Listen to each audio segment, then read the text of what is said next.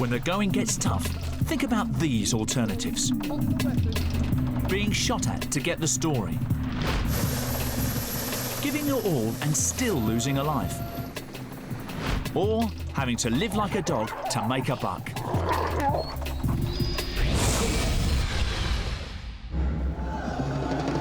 The media feeds off footage of human strife, and the conflict in Darfur, in Western Sudan, has been described as the greatest humanitarian disaster on the planet. An estimated 80,000 dead and 2 million refugees.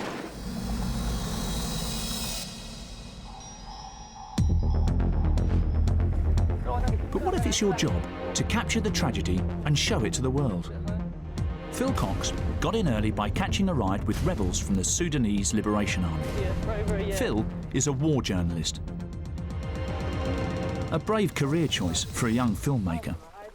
He's certainly not in it to get rich.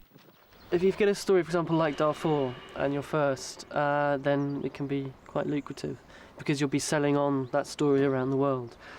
But unless you get Osama bin Laden by the bus stop and get your exclusive interview, you're not really going to make that much money. To meet the leaders of the rebel group.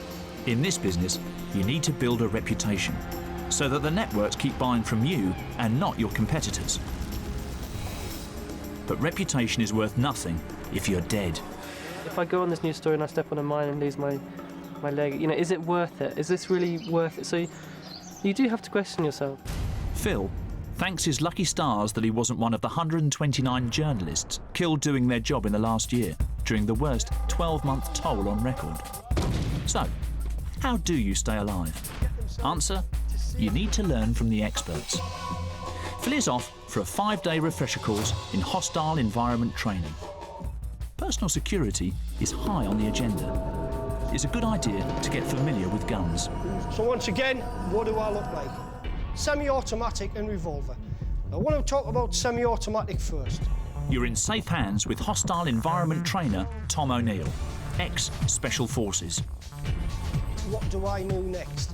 So if the person is holding the weapon in your direction, like this, what would you consider that person to be? Whereas if you get another person and he's, hey, telling you to come here, yeah, in that sort of way, hey, come here, hey, get here, now, hey, get here, now. What would you consider that person to be? Actually going into hostile environments and being able to sort of come back and give my experiences, along with, the experiences taken from other people, and feed it actually back into the course. If you get injured, yeah, then you're not going to be able to go back and administer further first aid. So most war journalists start out with no special training for working in war zones. And the first time a loaded gun is pointed at you, it's easy to panic. Here we've got one here, which is the Mach 10. The longer he's holding it like that, the more heavier the weapon's going to be. And again, the weapon is going to be more effective on single shot in this case. The AK-47, high velocity weapon. To cock the weapon, he needs to... Learning in detail what each weapon does and how it is used can save your life in a hostage situation. That gives you valuable seconds. What do I do next?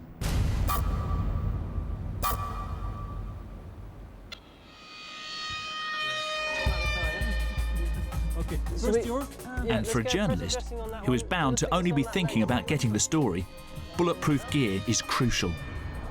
There's various types of plate that will stop high velocity rounds. This one in my right hand's been tested. However, unfortunately, the guy that it was tested on, actually died because there was more rounds fired and it actually impacted on the rest of his body. Seeing the protection in training is one thing. Testing it on the front line is another.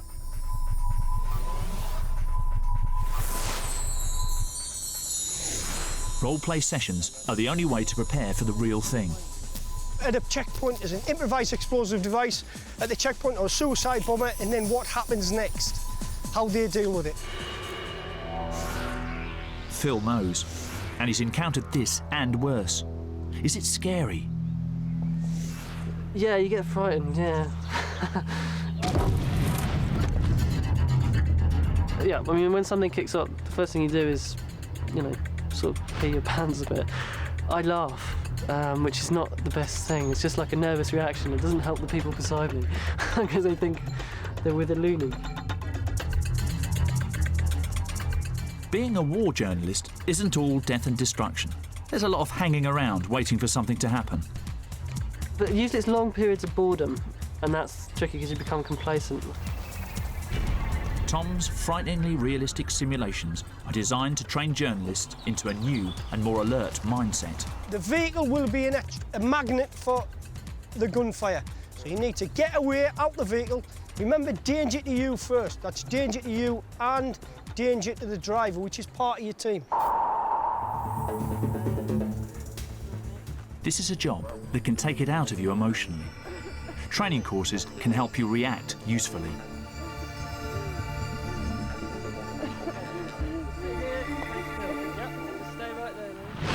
So some girls were shot in Sudan through the stomach. Yeah, and I remembered some of the stuff and I applied first aid. And even the simple fact that they remember one thing from this course that helps them get out of a difficult situation or help save their lives or somebody else's life that is with them, then that's rewarding enough. The financial rewards can be good too, if you can stay alive long enough to spend the money. There's the risk of taking the picture at your own safety, so you're constantly having to judge that, and just to run across the street or to set off with these bunch of guys, it's worrying, yeah. Phil can earn around €22,000 in a good year, but the personal sacrifice might be too big for a lot of people. In my own case, I don't have a wife, I don't have children, I have a bicycle, that's it. So I'm quite prepared to do what I do. If I did have a family, I would perhaps consider it differently.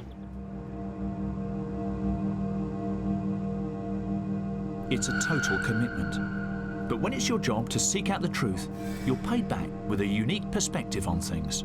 In these sorts of areas or in conflict areas, what you see on the news, you see the worst of human nature and humankind, but you also see the best of it when you're there. Like, people are very brave, very courageous, and people do great things as much as terrible things, and when you're there as the individual, you see that, and it's heartwarming as much as tragic when you see the atrocities and stuff. With the right mix of talent and personality, you might just make it as a war journalist. But no one is invincible, and the smart ones get the right kind of training for the front line.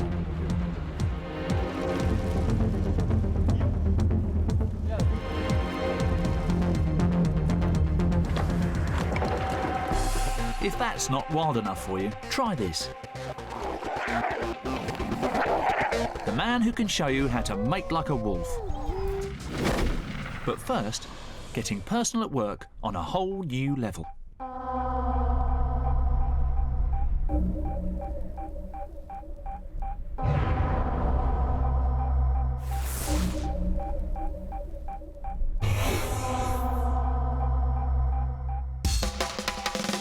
For millions of Britons who've seen search and rescue operations on the news, the Sea King helicopter is a symbol of salvation.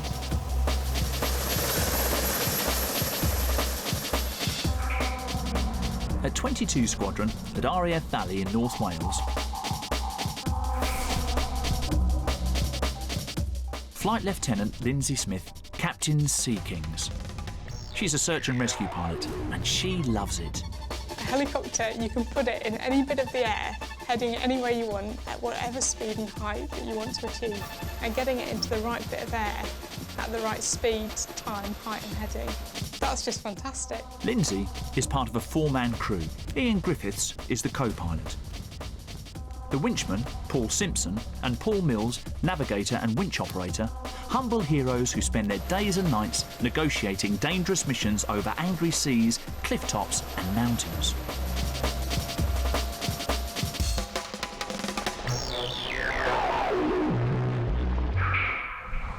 They work 24-hour shifts, one day on, one day off. They keep the shift pattern simple because the job itself is anything but.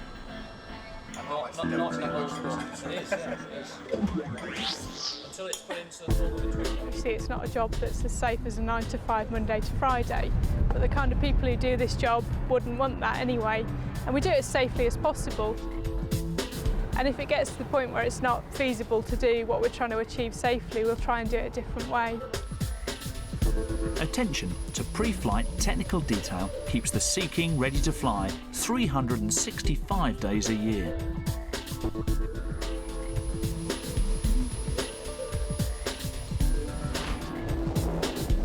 Each helicopter is fitted with multi-sensor infrared imaging systems that can detect a 1 degree change in heat source and can read body heat over 1 kilometre away. And it's powered by 2 Rolls-Royce engines that fly at 230 kilometres an hour.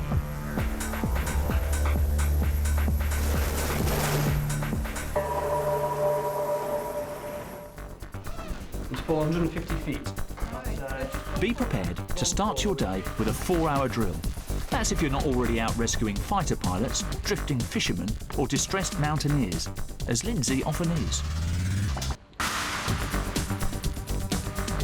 I joined the Air Force to be first and foremost an officer and second to that to be a pilot.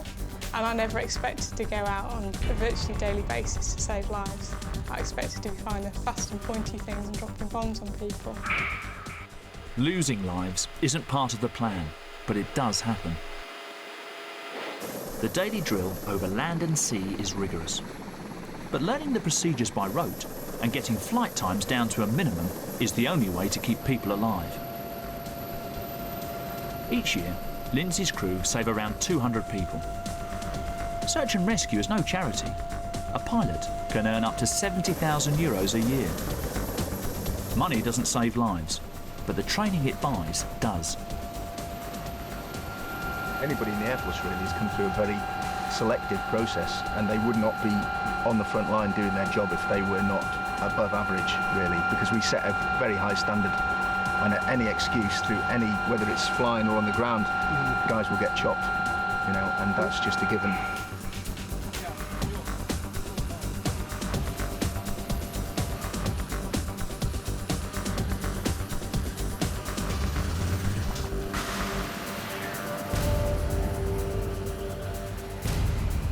Today's routine training mission ends with a lot of routine paperwork and study.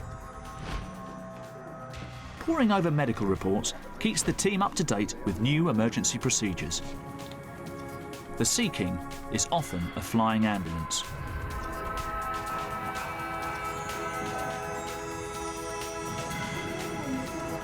Lindsay logs every single detail of every single mission. How do you say that place name? More. This is one job where learning from your mistakes is vital.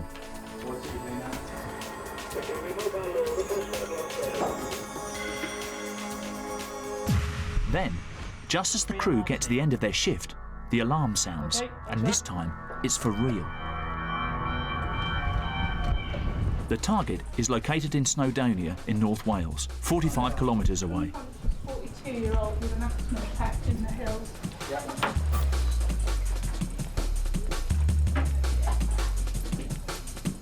The Sea King is scrambled within minutes of the call. With a range of 450 kilometres, distance is not a problem, but precision is.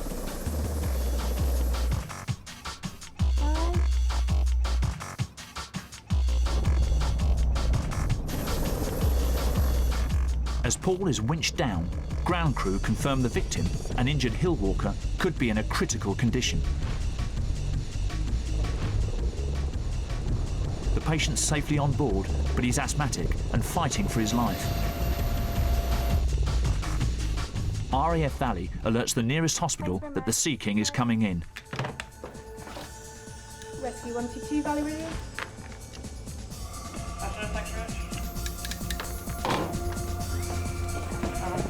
Lindsay flies direct and makes it back to base within the hour.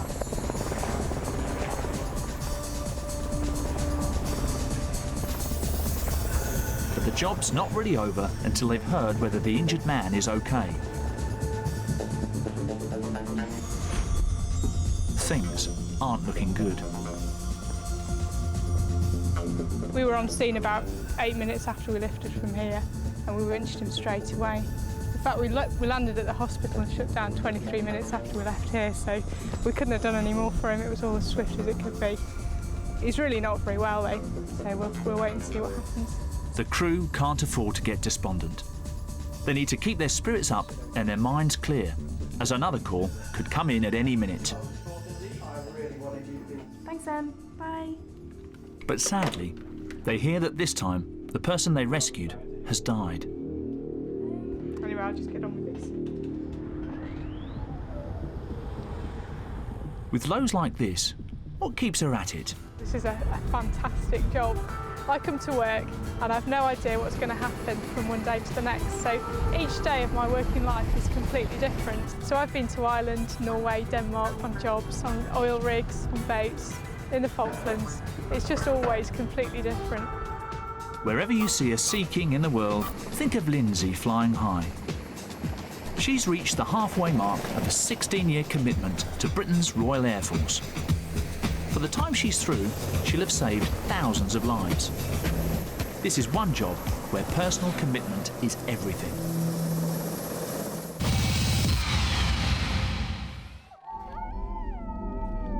Talking about following a calling, next up is someone who has followed the call of the wild and ended up with a very unusual day job.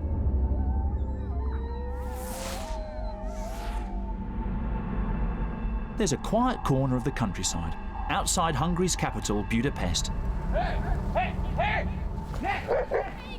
where the wolf is alive and well and living with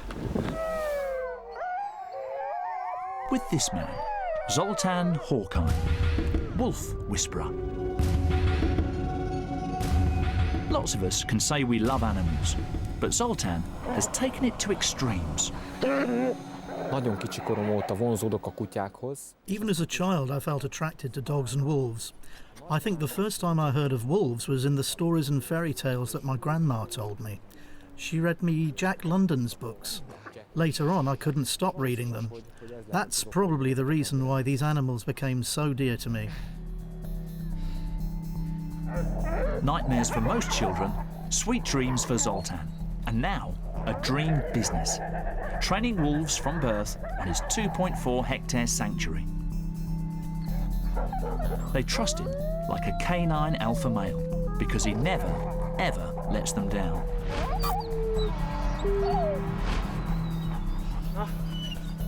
But don't you need to be barking mad to do this for a living? 90 állattal létegélek itt. I live here alongside 90 animals, but I don't feel like I'm crazy.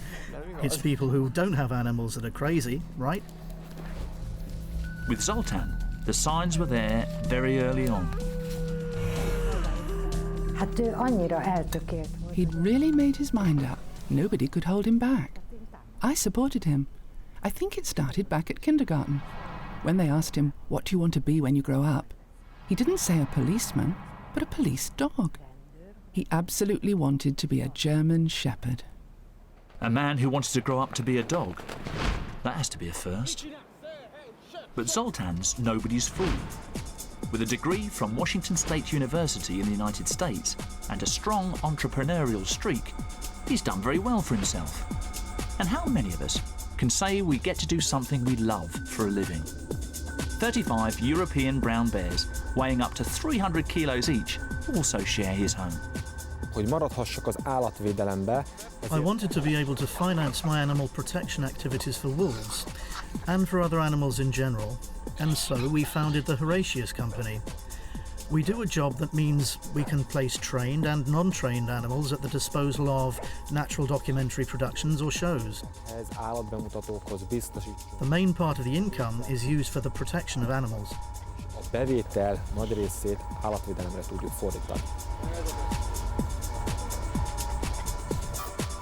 It's a major commitment. €6,000 a month on food, labour and vet bills. A captive wolf lives up to 15 years and a bear up to 50. But for Zoltán, it's worth it. So, what do you need to be a wolf whisperer?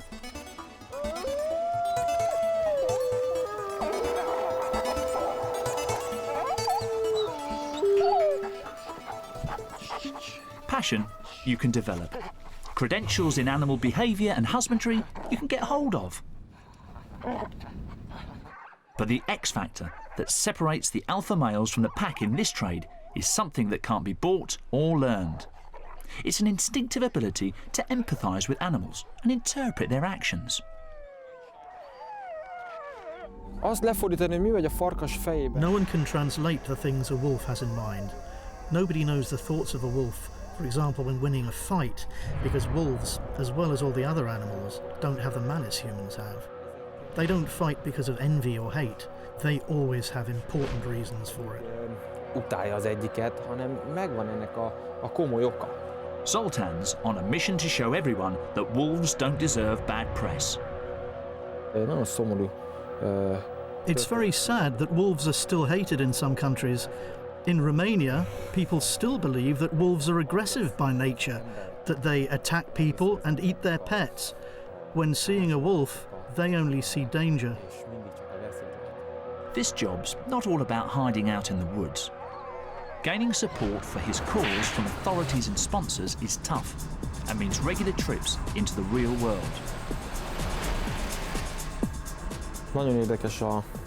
I can't explain my very special relationship towards nature, not even to myself.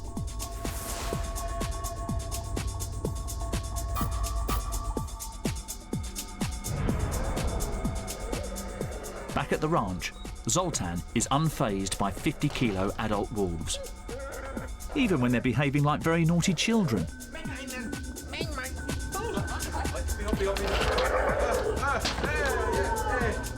Come here, you mustn't do that. Come on, it's okay. You are a good wolf.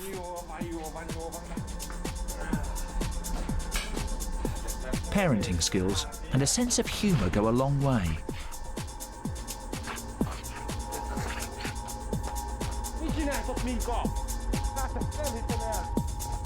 Leo, go away! You'll ruin the whole roof! What are you doing? Come down! Don't you understand? Down! Come down, will you?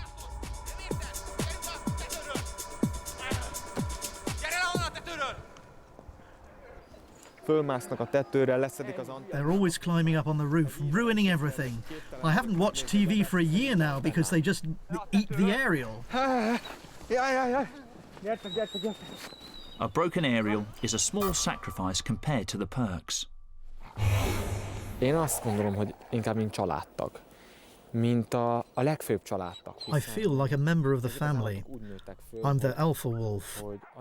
When these animals were small, they completely relied on me. They counted on my help. I fed them, I gave them milk. I was their mother. It's a beautiful feeling when a childhood dream comes true.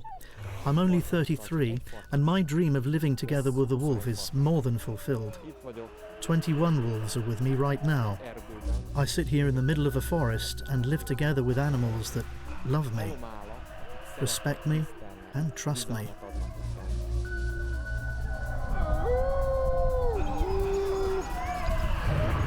Sadly, there's not much call for wolf whisperers, and you'll never see this job advertised in the classified section. But if you did, it would take a rare kind of person to deal with a job description that includes baying at the moon.